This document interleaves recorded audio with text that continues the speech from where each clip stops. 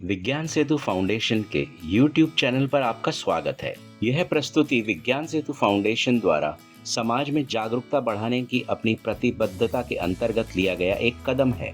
Thyroid विकार पूरे विश्व में सभी जन को प्रभावित करने वाली एक मौन व्याधि है। विकसित और विकासशील देशों में आयोडीन की कमी के विरुद्ध व्यापक थायराइड प्रकार्य परीक्षण तथा निरंतर सतर्कता बरतने की आवश्यकता है। प्रत्येक वर्ष 25 मई को विश्व थायराइड दिवस मनाया जाता है। इसको मनाने के पीछे के उद्देश्य इस तरीके से हैं: स्वस्थ थायराइड के बारे में जागरूकता बढ़ाना, थायराइड रोगों के उपचार में की गई प्रगति की समझ को बढ़ावा देना, थायराइड रोगों की व्यापकता पर जोर देना, शिक्षा और रोकथाम कार्यक्रमों के लिए तत्काल आवश्यकता पर ध्यान केंद्रित कराना और नए उपचार के तौर तरीकों के बारे में जागरूकता बढ़ाना। तो आइए थायराइड को जानें। थायराइड क्या है? थायराइड, जिसे अवटु भी कहा जाता है, तितली के आकार की अंतःस्रावी ग्रंथि है। यह ग्रंथि गर्दन के अग्रभाग में कंठमणि यानी टेटुए के नीचे स्थित होती है तथा हार्मोन या रासायनिक पदार्थ स्रावित करती है। ये हार्मोन शारीरिक तथा मस्तिष्क के विकास के लिए, प्रजनन और चयापचय के विनियमन के लिए आवश्यक है। हमारे शरीर में केवल थायराइड कोशिकाएं ही हमारे द्वारा खाए जाने वाले भोजन से आयोडीन को अवशोषित कर सकती हैं। आयोडीन की सहायता से थायराइड ग्रंथि मुख्यतः दो हार्मोन की उत्पत्ति करती है तथा इन हार्मोन्स को रक्त प्रवाह में स्रावित करती हैं। ये हार्मोन हैं ट्राइआयोडोथायरोनिन, जिसे T3 भी कहा जाता है, और थायरॉक्सिन, जिसे T4 भी कहा जाता है। T3 व T4 हार्मोन रक्त के माध्यम से शरीर की सभी कोशिकाओं तक पहुंचते हैं और उन्हें प्रभावित करते हैं। T3 व T4 के स्तर का नियंत्रण मस्तिष्क में स्थित दो ग्रंथियों द्वारा किया जाता है। ये ग्रंथियां हैं अधश्चेतक यानी हाइपोथैलेमस तथा पीयूषिका या पीयूष, जिसे पिट्यूटरी ग्लैंड भी कहा जाता है। पीयूष ग्रंथि से स्रावित TSH हार्मोन का नियंत्रण अधश्चेतक द्वारा स्रावित TRH हार्मोन करता है।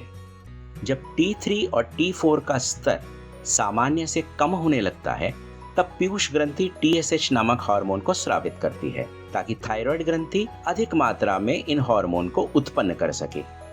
वैसे ही जब T3 और T4 का स्तर सामान्य से अधिक होने लगता है, तब पीयूष ग्रंथि TSH नामक हार्मोन को स्रावित करना कम कर देती है ताकि थायराइड ग्रंथि थायराइड हार्मोन की उत्पत्ति को कम कर सके। थायराइड हार्मोन शरीर की महत्वपूर्ण क्रियाओं व उनसे जुड़े तंत्रों को नियंत्रित करते हैं। इन तंत्रों में शामिल है श्वसन तंत्र, पाचन तंत्र, उत्सर्जन तंत्र, तंत्रिका तंत्र, परिसंचरण तंत्र, अंतःस्रावी तंत्र, प्रजनन तंत्र, पेशी तंत्र व अन्य। जिन क्रियाओं में थायराइड हार्मोन की बहुत महत्वपूर्ण भूमिका रहती है, उनमें शामिल है गर्भावस्था की दूसरी तिमाही से जन्म के बाद तीसरे वर्ष तक शिशु मस्तिष्क का विकास, कैरोटीन से सक्रिय विटामिन ए में रूपांतरण को विनियमित करना, प्रोटीन का संश्लेषण करना, आंतों में कार्बोहाइड्रेट का अवशोषण करना, भोजन को ऊर्जा में परिवर्तित करने में सहायता करना व अन्य हार्मोन जैसे ग्रोथ हार्मोन, एस्ट्रोजन, इनके स्तर के प्रति संवेदनशीलता बरतना। एस्ट्रोजन पर इसके प्रभाव के कारण महिलाओं को पुरुषों की तुलना में अधिक प्रवण बनाता है। अतः थायराइड हार्मोन के स्तरों में कोई भी उतार चढ़ाव स्वास्थ्य पर प्रतिकूल प्रभाव डालता है। थायराइड ग्रंथि के विकार के पूर्वगामी कारक में शामिल हैं आहार में आयोडीन की कमी, आनुवंशिक संवेदनशीलता, पारिवारिक इतिहास, आयु व लिंग, धूम्रपान, अंतःस्रावी अवरोधक। मुख्यतः थायराइड ग्रंथि के 5 प्रकार के विकार पाए जाते हैं।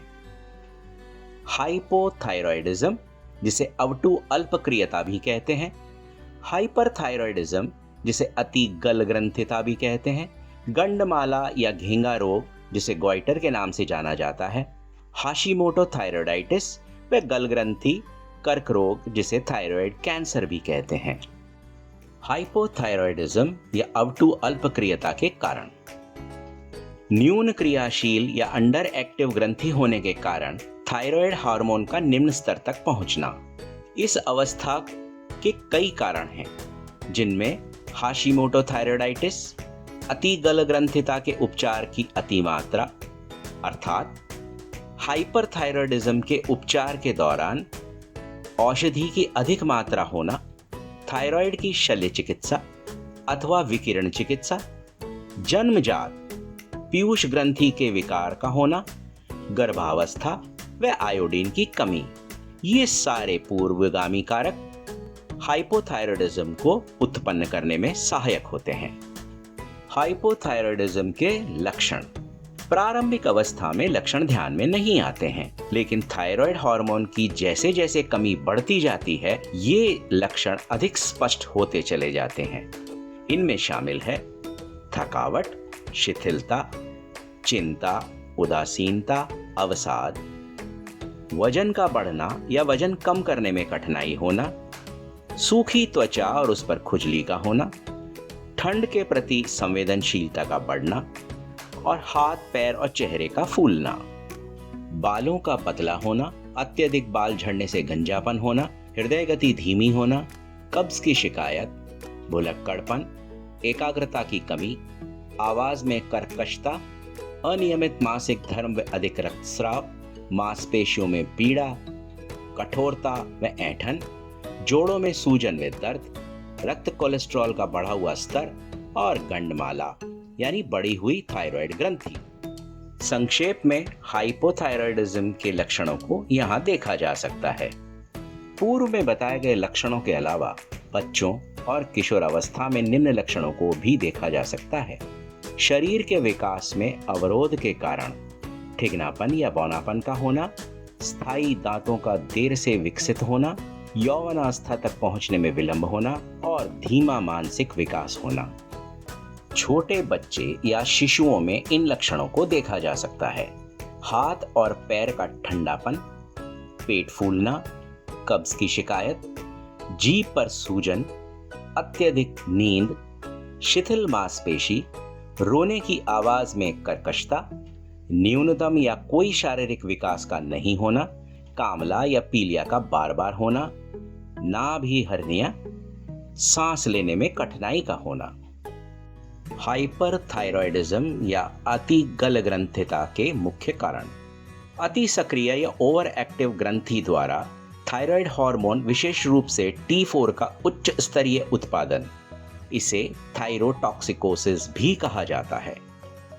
इस अवस्था के पूर्ववर्ती कारक माने जाते हैं ग्रेव्स रोग का पारिवारिक इतिहास, थायराइड गांठ या नोड्यूल, थायराइड प्रदाह या थायराइडाइटिस, जो किसी संक्रमण या प्रतिरक्षा प्रणाली विकार के कारण भी हो सकता है। हाइपरथायरॉयडिज्म के सामान्य लक्षण। अधिकतर ये लक्षण चयापचय की दर में वृद्धि से संबंधित होते हैं।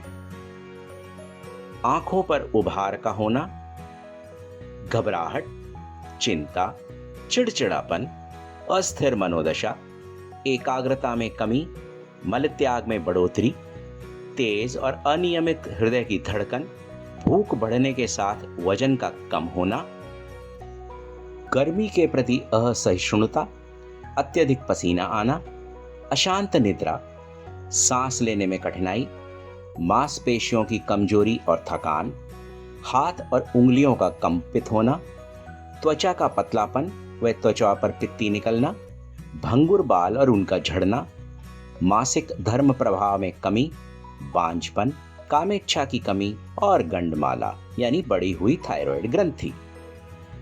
गंडमाला या घेंगा रोग या ग्वाइटर। थायराइड ग्रंथि की असामान्य वृद्धि को गंडमाला या घेंगा रोग कहा जाता है। इसके कारण मुख्यतः आहार में आयोडीन की कमी, इसके अलावा ग्रेव्स रोग, हाशिमोटो रोग, प्रदाह, गांठ या नोड्यूल, कर्क रोग या कैंसर और गर्भावस्था है। गंडमाला या घेंगा रोग या ग्वाइटर के लक्षण। गर्दन के अग्रभाग पर स्पष्ट दिखाई देने वाली सूजन, गले में तनाव या खिंचाव का अनुभव, निगलने में कठिनाई, सांस लेने में तकलीफ, बार बार खांसी का आना, आवाज में कर्कशता और हाथ को सिर के ऊपर उठाने पर चक्कर का अनुभव। थायराइड विकार के निदान। महिलाओं में थायराइड विकारों का खतरा अधिक होता है, इसलिए उनके जीवन के 3 महत्वपूर्ण चरणों जैसे यौवनावस्था, गर्भावस्था व रजोनिवृत्ति के दौरान लक्षणों पर पैनी नजर रखनी चाहिए। परंतु इसका अर्थ यह नहीं कि पुरुषों में थायराइड रोग नहीं होता है। नवजात शिशुओं की जांच करके हम आने वाली भावी पीढ़ियों को थायराइड विकारों के खतरे से बचा सकते हैं। चूंकि थायराइड विकारों के अधिकांश लक्षण अन्य व्याधियों या विकारों के सामान्य लक्षणों के साथ साझा करते हैं, अतः ये महत्वपूर्ण है कि चिकित्सक से परामर्श करें। पारिवारिक इतिहास यदि कोई हो तो परामर्श के दौरान साझा करें। वे अपने लक्षणों का विस्तार से वर्णन करें। थायराइड प्रकार्य में हो रहे उतार चढ़ाव को T3, T4 तथा TSH के रक्त स्तर से समझा जा सकता है। थायराइड विकारों का निवारण। कुछ तथ्य। आयोडीन एक आवश्यक सूक्ष्म पोषक तत्व है जिसकी आवश्यकता लगभग 150 से 200 माइक्रोग्राम प्रतिदिन की होती है। यह पूरे जीवन में थायराइड के सामान्य रूप से कार्यरत रहकर शारीरिक व मानसिक विकास हेतु मात्र 1 चम्मच भर की आवश्यकता होती है। गर्भावस्था के दौरान मां और भ्रूण दोनों के थायराइड हार्मोन के मांग में वृद्धि के कारण आहार द्वारा आयोडीन की आवश्यकता में 50% तक की वृद्धि होती है। शरीर में आयोडीन की अधिकता या कमी दोनों ही अवस्थाओं में थायराइड ग्रंथि के प्रकार्य और थायराइड हार्मोन के उत्पादन पर प्रतिकूल प्रभाव पड़ सकता है। आयोडीन के स्रोत। आयोडीन आयोडाइड के रूप में व्यापक रूप से पृथ्वी के पर्यावरण में किंतु असमान मात्रा में पाया जाता है। आयोडीन की कमी वाली मृदा या मिट्टी में उगने वाली फसलों में आयोडीन की कमतरता होती है और ऐसी मिट्टी में उगाए जाने वाले भोजन का सेवन करने वाले मनुष्य और पशु भी आयोडीन की कमी से ग्रस्त रहते हैं। न्यून आयोडीन क्षेत्रों में बसने वाली आबादी में आयोडीन की कमी तब तक बनी रहती है जब तक आयोडीन उनकी खाद्य श्रृंखला में किसी और प्रकार से प्रवेश नहीं कर पाता। आयोडीन युक्त आहार के स्रोत। समुद्री मूल के खाद्य पदार्थों में आयोडीन की मात्रा अधिक होती है क्योंकि समुद्री पौधे और जीव सागर जल से आयोडीन को संकेंद्रित करते हैं। नदियों में पाई जाने वाली मछली उस पानी में निहित आयोडीन के स्तर को दर्शाती है। दूध और दुग्धजन्य उत्पाद आमतौर पर आयोडीन का एक अच्छा स्रोत तभी होते हैं जब दुधारू पशु को चारे अथवा चरागाहों से पर्याप्त आयोडीन मिल रहा हो। आयोडीन युक्त नमक व आयोडीन के आहार स्रोतों के अन्य उदाहरण समुद्री वनस्पतियां जैसे शैवाल और सिवार या जीव जैसे झींगा, घोंगा व सार्डीन, ट्यूना, कॉड मछलियां, अंडे, पनीर या चीज, दूध, दही, केला, स्ट्रॉबेरी, हरी पत्तेदार सब्जियां, प्याज, मूंगफली, जौ, अनाज, मेवे इत्यादि। कुछ आहारों में ऐसे पदार्थ होते हैं जो थायराइड चयापचय में हस्तक्षेप करते हैं तथा आयोडीन की कमी को प्रभावित करते हैं। आयोडीन चयापचय के अवरोधक को गोइट्रोजन या गलगंडजनी भी कहते हैं। इनके उदाहरण हैं पत्ता गोभी, फूल गोभी, ब्रोकोली, शलजम, सरसों, कसावा, अलसी, शकरकंद इत्यादि। अंततः थायराइड विकारों से पीड़ित समय पर चिकित्सीय सहायता व दिशा निर्देश के साथ उपचार और उचित देखभाल द्वारा एक सामान्य जीवन जी सकते हैं। अपना ध्यान रखें। यदि आपको यह प्रस्तुति पसंद आई हो तो कृपया लाइक, शेयर व कमेंट करना न भूलें और हाँ, सब्सक्राइब अवश्य करें।